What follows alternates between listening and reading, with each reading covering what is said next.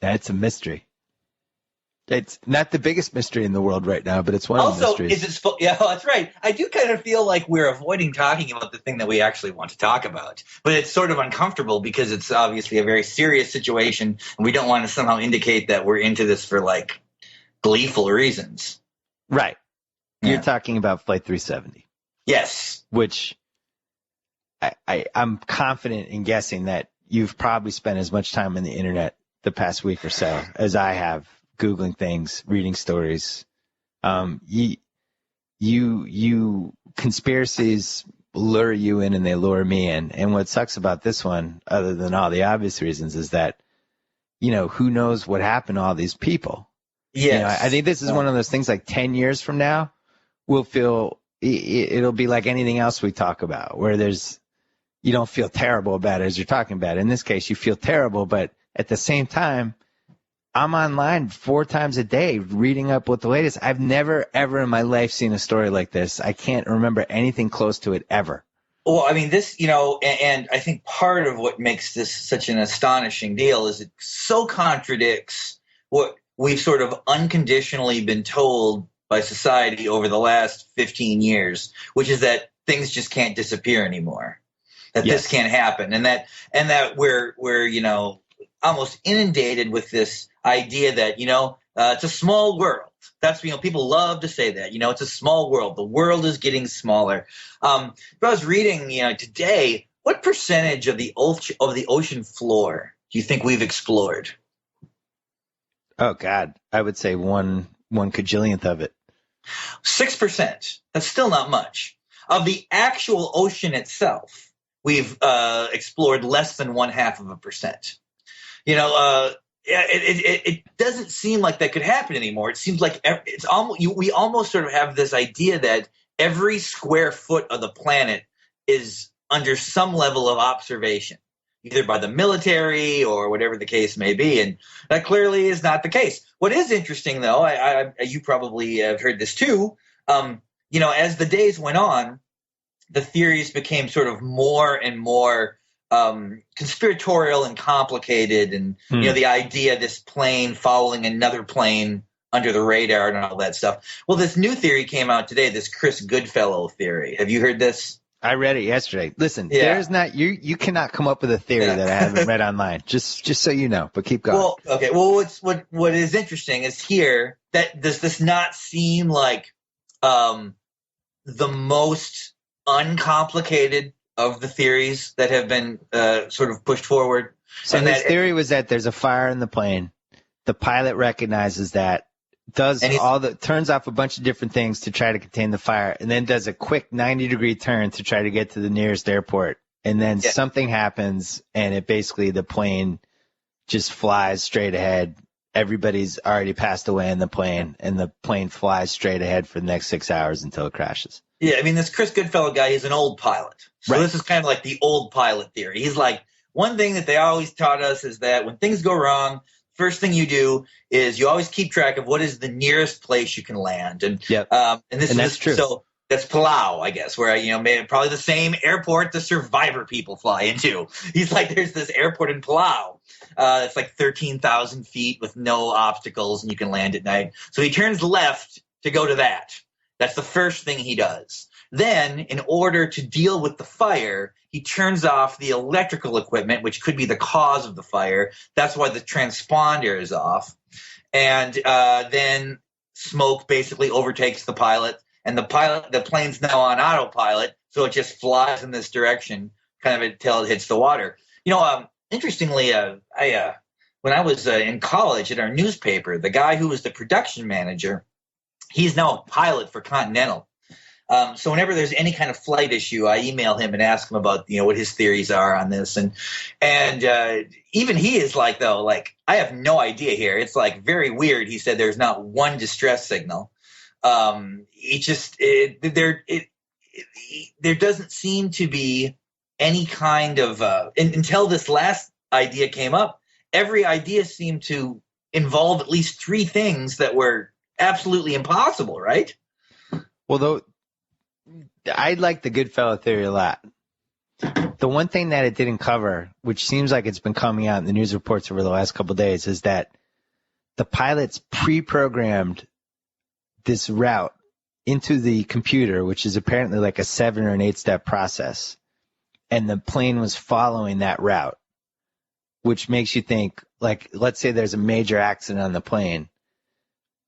Would they have had the time or the wherewithal to pre-program this new route into the system?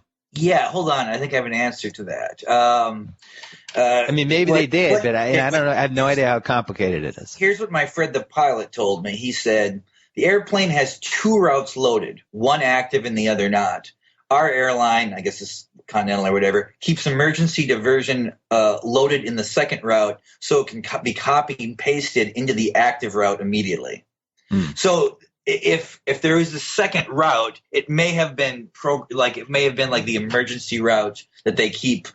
I don't know. There's a template almost like we're following path A. If things go wrong, we immediately move path B in there. So that's possible, right? Well, let's talk about what we actually know, because I think that part's important too. So we know that the plane took this 90-degree left turn.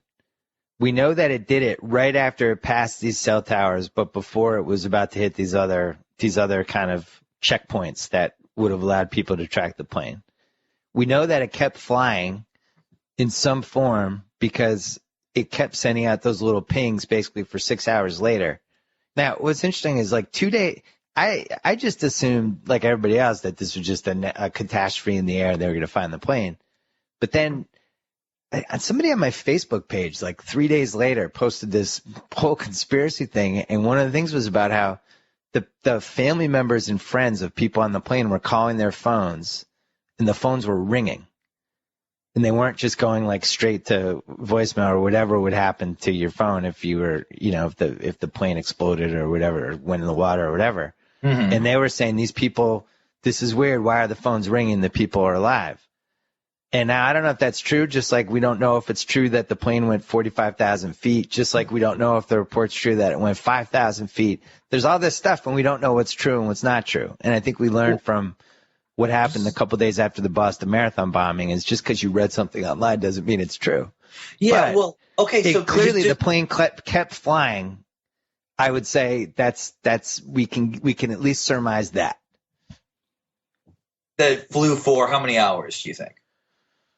Was it 8 hours or 7 hours? Yeah, at least 5 or 6. And now if you're going to say these guys were really like either the pilots themselves hijacked the plane or somebody on the plane hijacked it or whatever, and this was like a really carefully thought out evil plan, I find it hard to believe they would have flown for 6 hours and then just crashed it into the ocean. Well, I mean? Not just that. I mean, if it was a hijacking, no one is taking responsibility for this. Usually when something happens, if a bridge is blown up or something, organizations will take credit for it even if they weren't involved. Like right. No one seems to be saying that they have any involvement with this, not even some totally fringe sort of like fourth tier, organization who would trying to make a name for themselves by taking. No one has done that.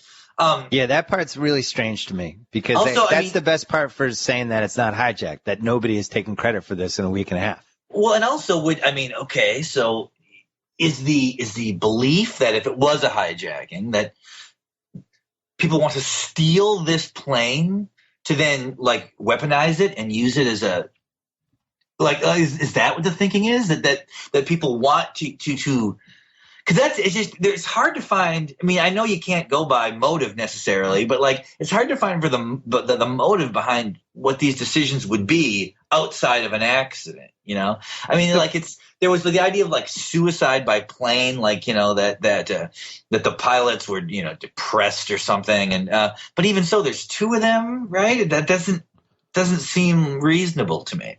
Well, and then didn't somebody say that the pilots didn't know they were flying together? Which I thought was interesting.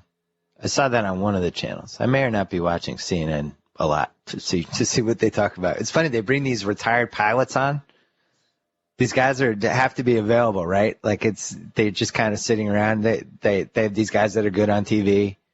they can come on and they're just kind of in the fire extinguisher case waiting for the next whatever time they can come out and talk about this stuff. But when you talk about like motives and stuff, I think the part that's really interesting is just how secretive everybody's been about the radar.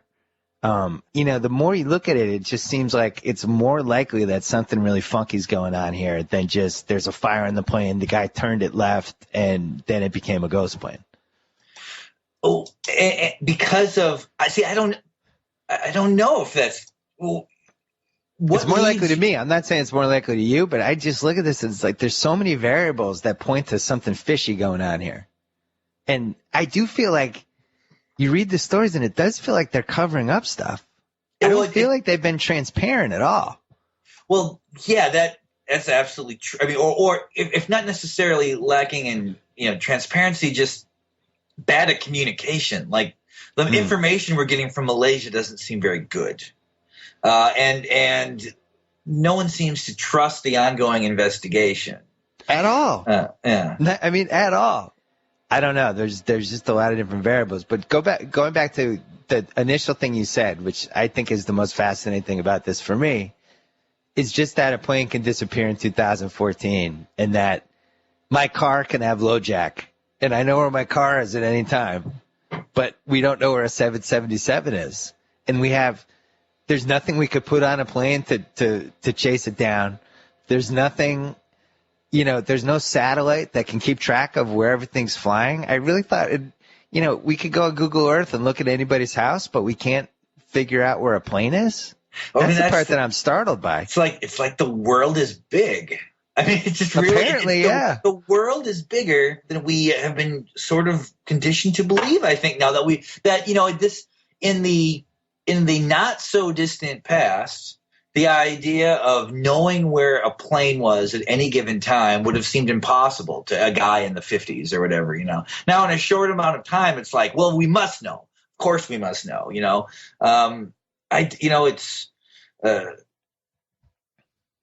What's the most outlandish theory you have come across? I'm curious. What's the most fringe theory? It's really hard for me to believe when they were talking about how the plane was flying at 5,000 feet to evade radar.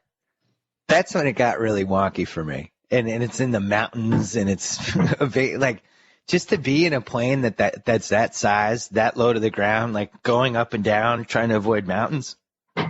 I just, first of all, I find that hard to believe nobody saw it. Second of all, I think it's impossible to fly that way. The craziest one is the one about that it caught on the tail of another plane and then followed it in. And if it's on the radar, it's one blip, even though it was one plane chasing the other plane. That's absurd. Like, first of all, how would they even know that another plane was going to go by? And then you're going to steer the plane so that, what is this, like Top Gun? Well, I mean, that's definitely the greatest conspiracy theory. That would make it the most precise, more organized thing. That they knew the routes of other planes and were able to sort of like basically draft on a more obvious plane. Wouldn't it be more realistic though to say you take some island that's in the middle of nowhere in the Indian Ocean? Nobody even knows it's there. It's like Tom Hanks in Castaway. Like 5 years, nobody will even come within a million miles of it. And you build like a little makeshift runway on that island, which wouldn't take that long, right? And then that plane, the coordinates go right to the island. And then it lands on the island. But my question is why? What are you trying to accomplish? Nobody's taking credit for this yet. Exactly. Who would be the perpetrators of this crime? And what are they gaining? I mean, well, they would have access to an airliner, I guess. Another thing that my pilot friend noted. Do you feel bad for the pilots? Because I feel like we should have learned our lesson from the marathon when that one kid got blamed for being the bomber for 6 hours on Reddit and everything, and then it turned out not to be the kid. That, obviously you're going to have scrutiny, and if you were with your friends or whatever and you're talking about possible theories, it's one thing, but it feels like the pilot is just being dissected left and right. And, there's really, because he wore a "Democracy is Dead" t-shirt, that means he hijacked a plane? Seems fishy to me. agree. It seems like I just wish that's the part of the internet. I know the internet reflects what our conversations are, but it's just a bummer. Like let's say that guy had nothing to do with it and he was just trying to save the plane. There was a fire, you know? Like, we don't know. The bottom line is if the plane got hijacked, it could have been anybody in the plane who did it, you know? They could have come in, like, whatever. It seems mildly unrealistic that it wouldn't have been one of the two pilots, but who knows? There might have been somebody on there. Did you see Courtney Love weighed in on this? I did. That's when I always had that Tyson Zone joke when in my columns about when things become you'll just believe anything. I think when she got involved, that's when all bets were off with the story. Well, okay. Oh, it's always interesting when something like that happens because, you know, you think to yourself, so that's what kind of Courtney Love is doing too. She's just sitting on the internet reading about this case. You know, it's like actually doing the same thing we were doing. Could you say that, you know, in the modern internet era, this has been the most interesting JFK assassination type story that's happened? It certainly has generated the most theories and what ifs and weird essays and angles and photos, and I can't remember another story like this. Oh, no, I mean, it's the most mysterious event no question. that I can remember in a very, very long time. I mean, I just, you know, when we were young, of course, you know, it was always the Bermuda Triangle. That was you know, you'd watch an episode of In Search of, and they'd talk about the Bermuda Triangle and all the planes that disappeared there. But that was at a time when the idea of a plane disappearing did not seem shocking. Right. Like a small plane flying, you know, around Bermuda disappears. That happens. I mean, this is a big plane in a modern age. It's so crazy. I'm trying to think. Has there been a weirder thing that's happened since we've been alive?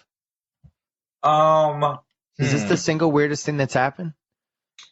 The single weirdest thing happened. Okay, so let's run through the decades. Okay, what was the weirdest thing that happened in the 70s? That would probably have been. I was going to say Patty Hearst disappearing.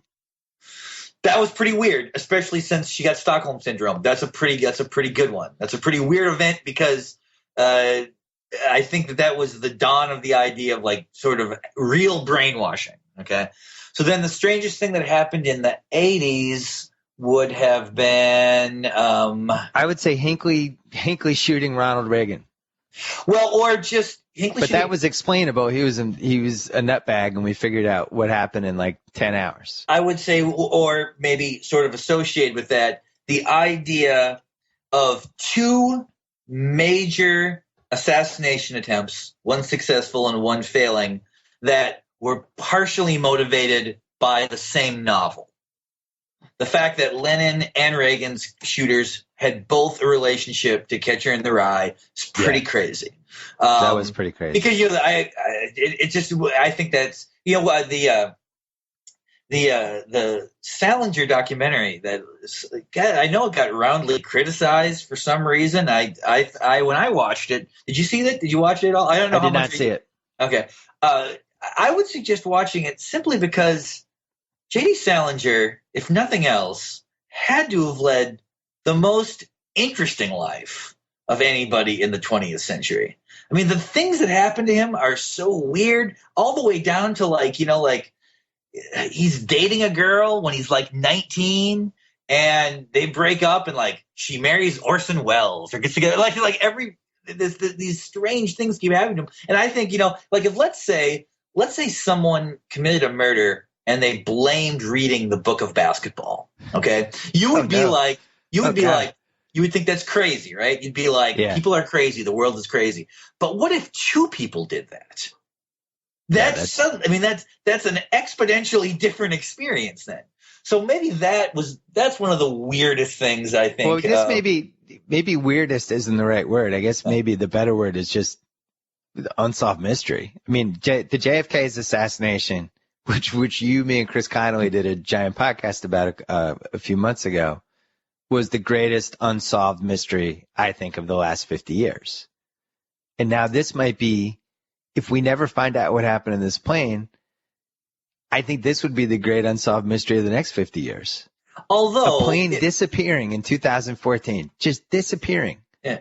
Although to me that there's one difference though. If we still don't know what happened 10 days from now, if it's 20 days, then it's in the ocean, obviously. Right? I mean, if it's every day we don't have an answer to this increases the likelihood that it just crashed into the ocean. Yeah, you're probably right. So you're saying like 25 years from now, it'll just be it'll be in this mix of weird plane things that we talk about. Yeah, it'll be like a plane that disappeared and was never found. But I would say every moment that we don't find out where it is increases the likelihood that it was just like a tragic accident. Whereas, I feel so bad for the friends and family members. Obviously, like, you're going to feel bad for them anyway, but I just can't imagine anything worse than just sitting there and not knowing, just day after day after day, just having no idea what happened. And not just that, but, it's one thing if, someone and they disappear and you feel terrible about it. This story stays in the news, is being talked about constantly, and yet the actual victims are never mentioned. Right. Like it's because the event itself is so insane that the actual people involved with it are just totally lost.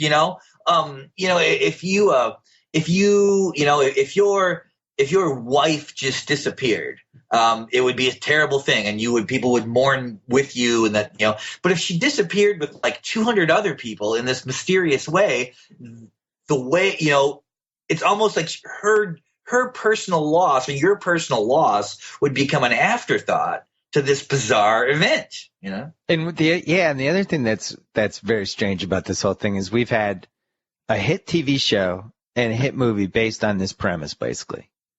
This plane vanishes. Nobody knows what happens to it. Everybody assumes it crashed. Mm-hmm. But then the people come back and they show up and they reintegrate themselves into society again with people who had mourned them.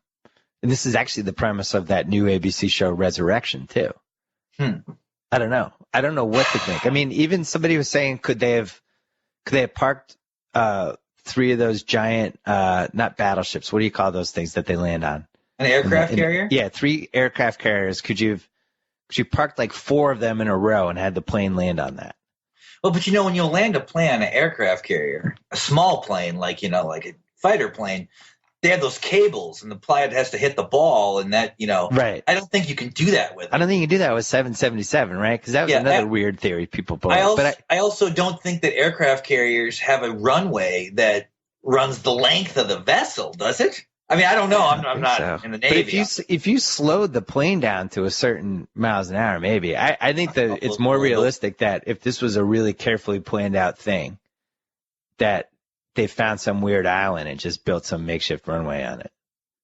But again, why? And why not take credit for it? I think my personal theory is it's some modification of that guy Goodfellas theory where something terrible is happening on the plane. The guy tried to do everything he could to get to the airport in time, and then something happened and it just went along for 6 hours. I guess if I was ranking the likelihood of my suspicions, main thing I suspect is that something just went wrong. It's totally an accident. The pilots attempted to salvage this flight and failed. Second option is that it was an attempted hijacking that failed and that they are also in the ocean. The third possibility is that this was some kind of conspiracy and the plane still exists. Like I can't, I don't know. I'm wondering, what I'm sure after we do this podcast, you're going to get a ton of people tweeting at you. I'm wondering what percentage of them will actually be arguing that they think the plane is out there. This, in fact, is a good test. If you believe the plane did not crash in the ocean, tweet at Bill Simmons. I'm not going to look. But, we left out the part about the guy having the flight simulator in his house, one of the pilots. I don't know. The guy had his own flight simulator that he built in his house, and he used to have his friends come over and they would simulate flying. And I didn't know if that was weird or not. Some people seem to think that was a little weird. because then he could go in his house and simulate all of these potential type of flying experiences. I personally, was the guy a pilot? Was the guy a pilot? Yeah, the older pilot. One of the two pilots. The older pilot had this. Well, that doesn't seem. To me, that seems like someone who's really into his job. Yeah, you'd think, right? Yeah. I mean, because guys who fly planes, they love it. Like a pilot will sit at the airport and just watch planes take off and land like a 4-year-old. Like they tend to be so captivated. And I'm kind of stereotyping all pilots now, right. But they really love flight. I mean, like their relationship to flying is like Isaiah Thomas's relationship to basketball. It's like this passionate love affair that burns and drives them, you know. Well, also like if the plane was getting hijacked, what the passengers, somebody probably would have texted or called. Somebody on that plane texts or calls somebody at some point. There's always questions about how good texting really does work on flight. I mean, obviously, like 9/11, that didn't work, but those planes were flying low. I'm not sure what and at one point the plane got up like to an altitude that the cabin would have become depressurized, right? Yeah. Well, that's what they claimed. But now they're backing off that. I don't know what to believe. I don't know if it flew 45,000 feet. I don't know if it flew 5. It seems like the information's changing constantly. I'm sure it's changed since we started doing this podcast. But it's certainly the weirdest. Since I've known you, how long have I known you? 13 years? This is the weirdest. Yeah. This is the single weirdest thing that happened. Yes. And I can't ever remember not even being able to figure out any sort of conceivable explanation that made sense. Although I feel like you've talked through a few that make partial sense. I wouldn't really bet on them though. I mean, I don't feel like there's one that you could say, well, that's probably what happened. I mean, if I had to say, if I had to stick with one, I would say that there was a huge accident on the plane and it ended up flying for 6 hours and they were looking in the wrong place and it crashed in the Indian Ocean and they didn't know it in time. And don't they say like after 7 or 8 days, there's going to be no sign of it, right? The Indian Ocean's 10,000 feet deep. Well, yeah. I mean, if it goes to the bottom, of course. Well, how are you going? That's it. They'll never know and they'll never find it. So I think you're right in that if we hit like the 20-day mark and there's no sign of this plane, then I think it'll be a little bit, it'll be a little bit unsolved mystery, but mostly we'll all kind of guess that it was at the bottom of the ocean. But I still think Malaysia's holding out information and all these different countries. I don't think they want to give up their radar technology. Well, also, I suppose that might be part of it. And I think that it's probably difficult for the airline industry to admit that, like, when you fly across the ocean, we don't really know where you might be. Like, I think it makes people less confident, that the idea that sort of that when you're on a commercial flight, you're safe. People know where you are. The plane has to have just a disaster, to go down. But even if it goes down, people will know that it happened. It's just so weird that no one knows, It makes me more nervous to fly. I always felt like I thought in 2014 I was in better hands. And now it's like, so I could be on a plane and it could just disappear and nobody would ever know. I just can't get over that one part. I just feel like all the satellites we have in the air, all the things we can do with technology, all the things Google does every day, and we could lose a plane is just perplexing to me. So interesting thing you say though. So if you were to die in a plane crash, to you it would be worse if no one knew where? I think it would be worse for your family and your friends not to even know what happened to you. And not to even be able to properly, that is true. It's like when people when people have a member of their family go missing or something, they always, the person is gone for years. The assumption is that they are dead, but they always want to know for certain. To have that, I don't know how real a thing the idea of closure is, but I guess it must be important to people who or missing someone. Think about how many, as we talked about a little earlier, how many Hollywood plots are based on that premise. Think of how many come back to life type of premises there are. Like, obviously, it's everybody's darkest fear because people keep tapping into it. But wow, this podcast got really morbid. I guess so. But on the other hand, it's something I just knew instinctively that you were Googling this story as much as I was. And I think it's the biggest mystery of anything that's happened since I've known you. And I'm really hard pressed to come up with anything stranger and more mysterious ever.